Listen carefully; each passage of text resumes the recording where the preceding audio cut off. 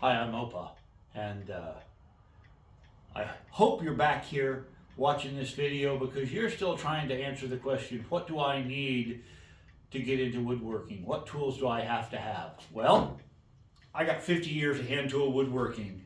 I hope I understand a little bit about it, and I'm willing to share that with you. Today we're going to cover two categories, marking and measuring. These are the tools you need so you can determine the size of something that you're going to cut with your hand saws or reshape with your knife. These tools are important. So let's start with marking. Well, obviously a pencil, and this is just a standard pencil. This is called a carpenter's pencil. It's a flat pencil, doesn't roll off when you're done with it, and when you sharpen it, it gives you a graphite, a lead that you can thin line, wide line.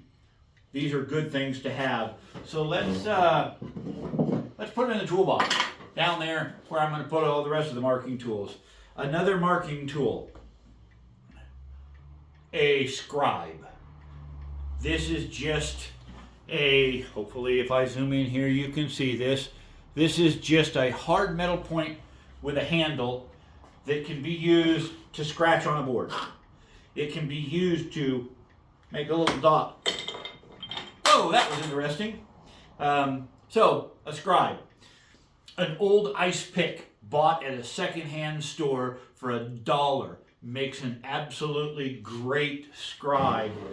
Get that in your box. This other tool that flew up in my face, and by the way, I being me, I'm not going to edit that out.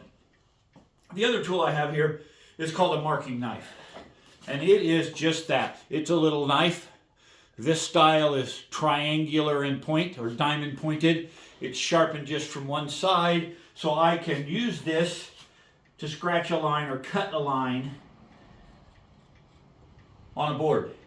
I can use it to mark my number of inches it's over. This flat back on it means I can slide it down the edge of something to follow that line. So there we go, the marking knife. And those are your marking tools. Measuring tools. Well, a steel rule. Get one. They're handy. They don't cost very much money. Okay, next, I use a folding rule. They're my go-to rule.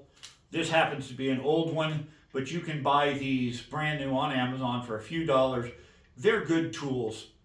I like them better than a retractable tape for workbench work. There you go. Okay.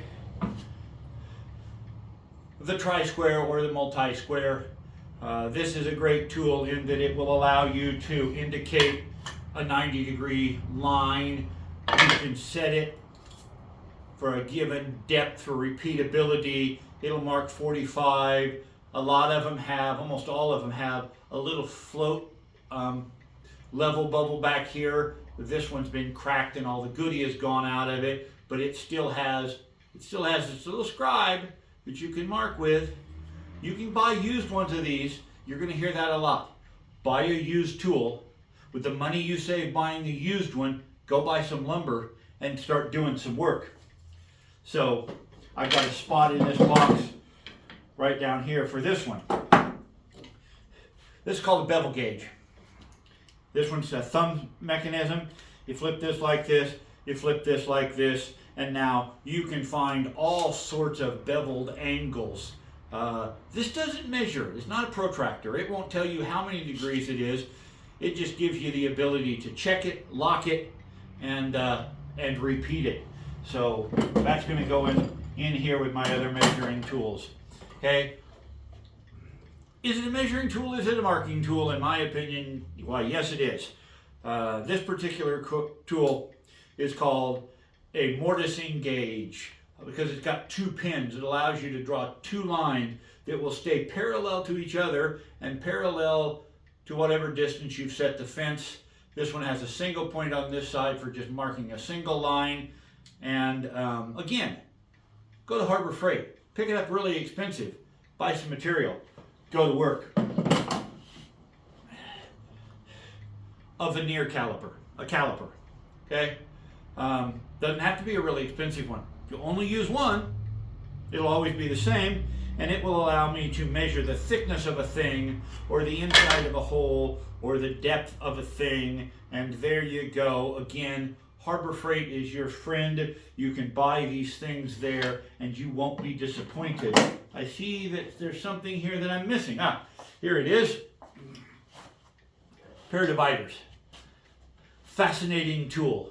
It's not a compass for throwing an arc or a circle. It can be done, but you can check the width of space of something. You can use this to count off a repeated number of distances. If this is 1 inch, I can count off 50 inches if I want.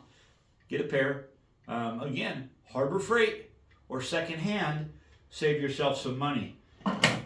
There's your fundamental measuring and marking tools. I'll see you guys on the next film.